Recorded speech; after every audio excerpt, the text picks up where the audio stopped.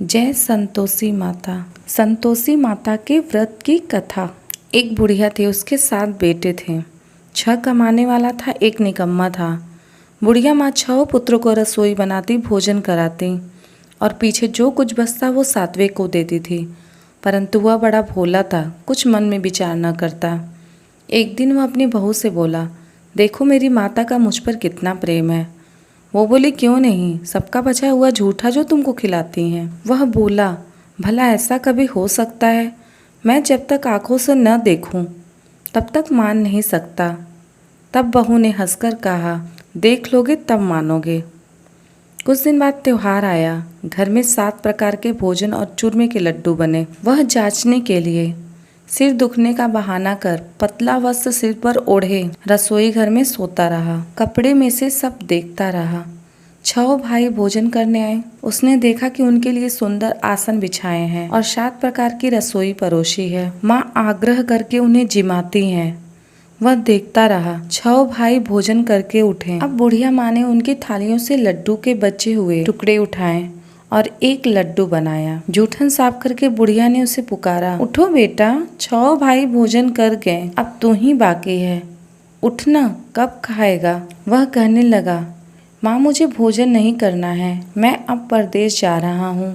माता ने कहा, कल जाता है तो आज ही चला जा। वह बोला, हाँ हाँ आज ही जा रहा हूँ। यह कहकर वह घर से निकल गया। चलते समय स्त्री की याद आई। वह गौशाला में कंडे पाथ रही थी। वह जाकर उससे बोला, हम जावे परदेश को, आवेंगे कुछ काल, तुम रहियो संतोष से धर्म अपनो पाल। वह बोली, जाओ पिया हमरो सोच हटाए, राम भरोसे हम रहे, ईश्वर तुम्हें सहाय। देहु निशानी आपनी, देखू धरूं मैं धीर, सुधिमति हमारी बिसारियो, रखियो मन गंभीर। वह बोला, मेरे पास कुछ नहीं है, यह अंगूठी है सो ले और कुछ अपनी निशानी मुझे दे। वह बोली, मेरे पास क्या है, यह गोबर भरा हाथ है। वह उसकी पीठ में गोबर के हाथ की थाप मार दी। वह चल दिया। चलते चलते वो दूर देश में जा पहुंचा। वहाँ एक साहूकार की दुकान थी।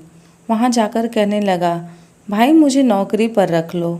व्यापारी को जरूरत थी, बोला रह जा। लड़के ने पूछा, तनख्वाह क्या दोगे? साहूकार ने कहा, काम देखकर दाम मिलेंगे। उसे साहूकार की नौकरी मिली। वह सवेरे 7 बजे से 12 बजे तक रात तक नौकरी बजाने लगा। थोड़े ही दिन में दुकान की लेन देन, हिसाब किताब, ग्राहकों को माल बेचना आदि सारा काम काज करने लगा।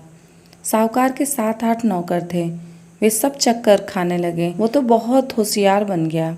सेठ ने भी काम देखा और 3 महीने में उसे आधे मुनाफे का हिस्सेदार बना लिया। 12 बरस में वह नामी सेठ बन गया और मालिक उस पर सारा कारोबार छोड़कर बाहर चला गया। अब बहू पर क्या बीती सोनो। सास ससुर उसे बहुत दुख देने लगे। सारे गृहस्थी का काम कराए। वह उसे लकड़ी लेने जंगल में भेजते। इस बीच घर की रोटियों के आटे से जो भूसी निकलती, उसकी रोटी बनाकर रख दी जाती और फटे नारियल के नरेले में पानी। इस प्रकार दिन गुजरते रहे। एक दिन वह लकड़ी लेने जाती थी कि रास्ते में बहुत सी स्त्रियां संतोषी माता का व्रत कर रही थी। वह वहां खड़ी हो गई। कथा सुनकर पूछने लगी, बहनों ये तुम किस देवी का व्रत कर रही हो? इसके करने से क्या फल होता है? इस व्रत के करने की क्या विधि है? यदि तुम अपने इस व्रत का विधान मुझे समझा कर कहोगी तो मैं तुम्हारा बड़ा उपकार मानूंगी। तब वह स्त्री बोली, यह संतोषी माता का व्रत है।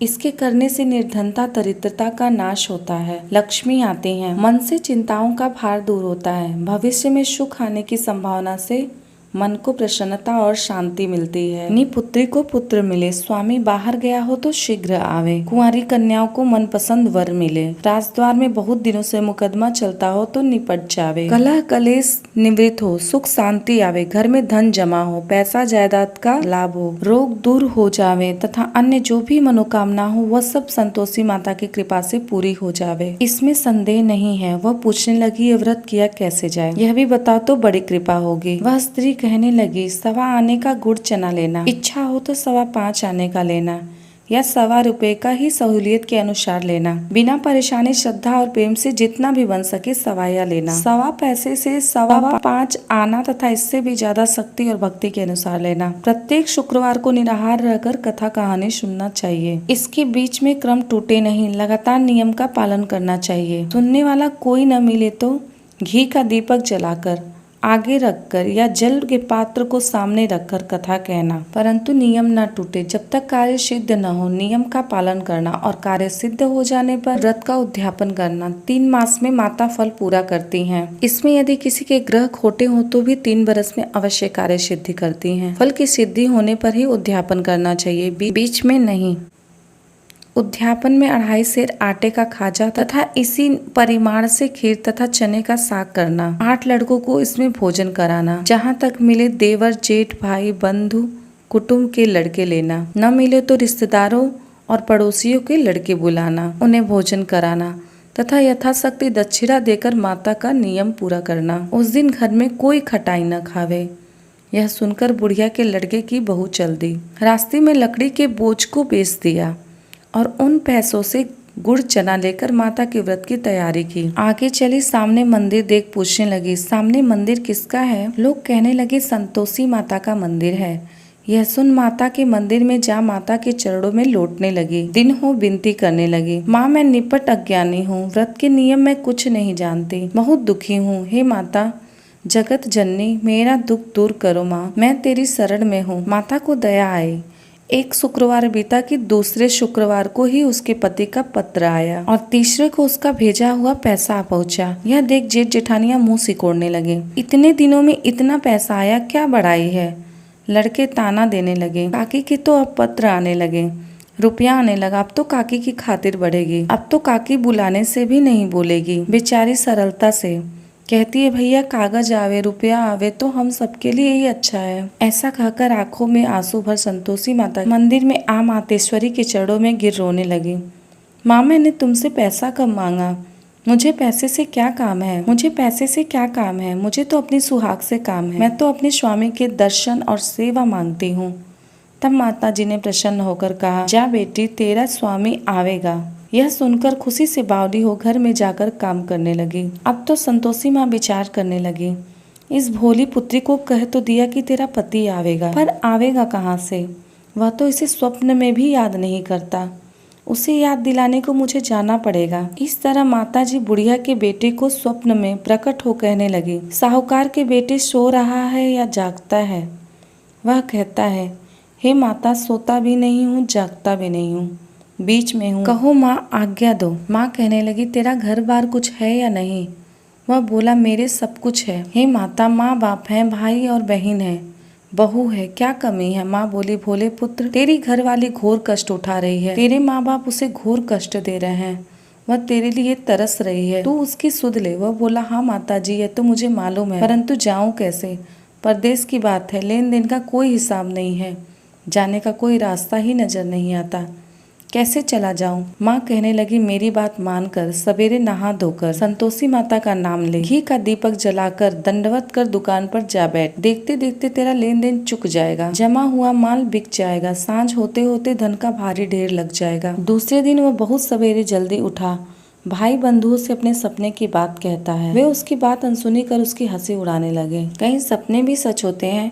एक बूढ़ा बोला, देख भाई मेरी बात मानकर इस तरह साथ झूठ करने के बदले देवी ने जैसा कहा है वैसा ही करने में तेरा क्या जाता है। अब बूढ़े की बात मानकर स्नानादि से निवृत्त होकर संतोषी माता को दंडवत कर घी का दीपक जला काम पर जा बैठा। थोड़ी देर में क्या देखता है कि देने वाले रुपया लाने लगे। खरीदार कोठे से भरे सामानों को नगद दाम दे सौदा करने लगे। शाम तक धन का ढेर लग गया। तब वह मन में माता का नाम ले चमत्कार देख प्रसन्न होकर जाने के वास्ते गहना कपड़ा आदि सामान खरीदने लगा। वहाँ के काम से निपट वह तुरंत घर को रवाना हुआ। वहाँ बहू बेचारी जंगल में लकड़ी लेने जाती, लौटते वक्त माता जी के मंदिर पर विश्राम करती। वह उसके रुकने का स्थान जो ठहरा। कुछ दूर पर धूल उड़ती देख वो माता जी से पूछती है, हे माता यह धूल कैसे उड़ रही है?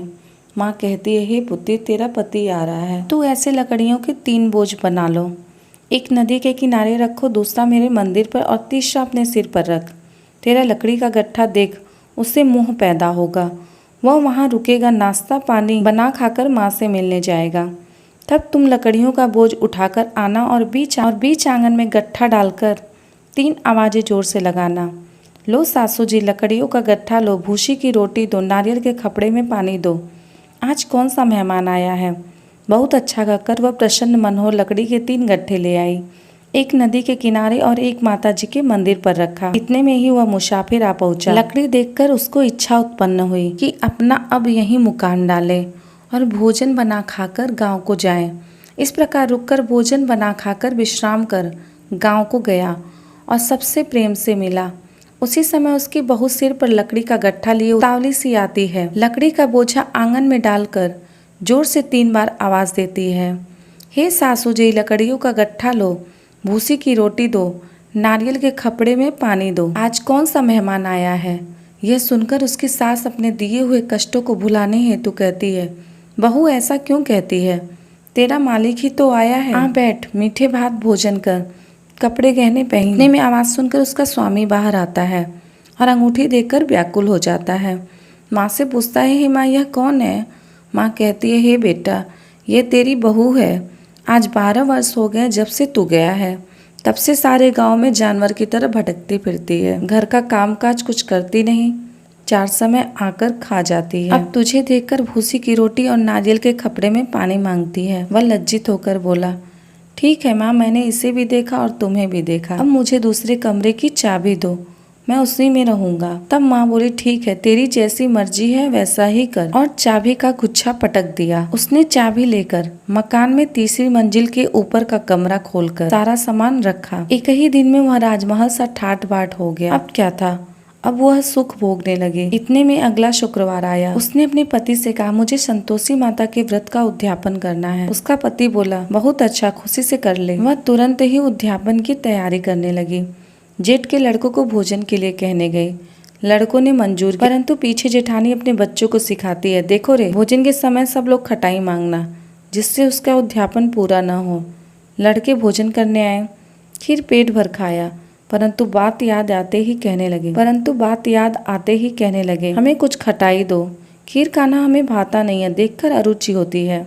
वह कहने लगी, खटाई किसी को भी नहीं दी जाएगी, यह तो संतोषी माता का प्रसाद है। लड़के उठ खड़े हुए बोले, पैसा लाओ। वह बेचारी कुछ नहीं जानती थी, उन्हें पैसे दे दिए। लड़के उसी समय हट करके इमली लाकर खाने लगे। यह देख बहू पर संतोषी माता ने कोप किया। राजा के दूत उसके पति को पकड़ ले गए। जेठ जेठानी मनमाने खोटे वचन कहने लगे, लूट लूट कर धन इकट्ठा कर लाया। राजा के दूत पकड़ ले गए। अब सब मालूम पड़ जाएगा जब जेल की मार खाएंगे। बहू से ऐसे वचन सहन नहीं हुए। वह रोती रोती माता जी के मंदिर में गई। बोली, हे माता, तुमने ये क्या किया? हंसाकर अब क्यों रुलाने लगी? माता बोली, हे पुत्री, तूने उद्यापन करके मेरा व्रत भंग किया है, इतनी जल्दी सब बातें भुला दी। वह कहने लगी, हे माता, भूली तो नहीं हो ना, कुछ अपराध किया है। मुझे तो लड़के ने भुलावे में डाल दिया, मैंने भूल से उन्हें पैसे दे दिए, मुझे क्षमा करो माँ। माँ बोली, कहीं ऐसी भी भूल होती है क्या? वह बोली, अब भूल ना होगी माँ। अब बताओ वह कैसे आएंगे? माँ बोली, अब भूल मत करना। वह बोली, अब भूल ना होगी माँ। अब बताओ वो कैसे आएंगे? माँ बोली, अब भूल मत करना। वह बोली, माँ मुझे क्षमा कर दो, मैं फिर तुम्हारा उद्यापन करूंगी। माँ बोली, जा पुत्री, तेरा पति तुझे रास्ते में आता मिलेगा। वह निकली, राह में पति आता मिला। वह पूछती है, तुम कहाँ गए थे? वह कहने लगा, इतना धन जो कमाया है उसका कर राजा ने मांगा था, अदा करने गया था। बहू प्रसन्न हो बोली, भला हुआ, अब घर चलो। दोनों घर को गए। कुछ दिन बाद ही फिर शुक्रवार आया। बहू बोली, मुझे माता का उद्यापन करना है। पति ने कहा, करो। और फिर जेठ के लड़कों से भोजन करने के लिए कहने गई। जेठानी ने 1-2 बातें सुनाई और लड़कों को सिखाने लगी, तुम सब लोग पहले ही खटाई मांगना। लड़के कहने लगे, हमें खीर खाना नहीं भाता, जी बिगड़ता है, कुछ खटाई खाने को दो। वह बोली, खटाई खाने को नहीं मिलेगी, आना हो तो आओ।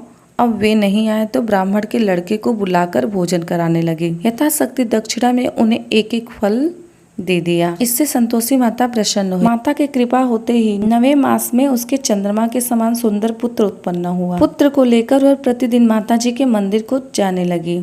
माँ सोचने लगी, यह बेचारी रोज आती है, आज मैं ही क्यों न इसके घर चलूं, इसका उसारा देखूं तो सही। यह विचार करके माता ने भयानक रूप बनाया और चने से सना मुख, ऊपर से सूर के समान ओठ, उस पर मक्खियां भिनभिना रही थीं। ऐसा रूप धारण कर उसकी देहली पर पांव रखा। देखते ही उसकी सास चिल्लाई, देखो रे कौन चुड़ैल डाकिनी चली आ रही है, लड़को इसे भगाओ नहीं तो किसी को खा जाएगी। लड़के डरने लगे और चिल्लाकर खिड़की बंद करने लगे। बहू एक रोशनदान से देख रही थी। प्रसन्नता से बावली होकर वह चिल्लाने लगे, आज मेरी माता घर आई है। यह कहकर बच्चे को दूध पीने से हटाती है। इतने में सास का क्रोध फूट पड़ा, बोली, इसे देखकर क्यों उतावली हुई है, बच्चे को पटक दिया। इतने में माँ के प्रताप से जहाँ देखो वहीं लड़के ही लड़के नजर आने लगे। वह बोली, माँ जिसका मैं व्रत करती हूँ यह वही संतोषी माता है। इतना कहकर शीघ्रता से घर के सारे किवाड़ खोल दिए। सबने माता के चरण पकड़ लिए। वह विनती करने लगी, हे माता, हम मूर्ख हैं, अज्ञानी हैं, पापिनी हैं। तुम्हारे व्रत की विधि हम नहीं जानते। तुम्हारा व्रत भंग करके हमने बहुत बड़ा अपराध किया है। हे जगत माता, आप हमारा अपराध क्षमा करो। इस प्रकार संतोषी माता प्रसन्न हुई। माता ने बहू को जैसा फल दिया वैसा माता सबको फल दे। जो पढ़े उसके मनोरथ पूर्ण हो। बोलो संतोषी माता की जय।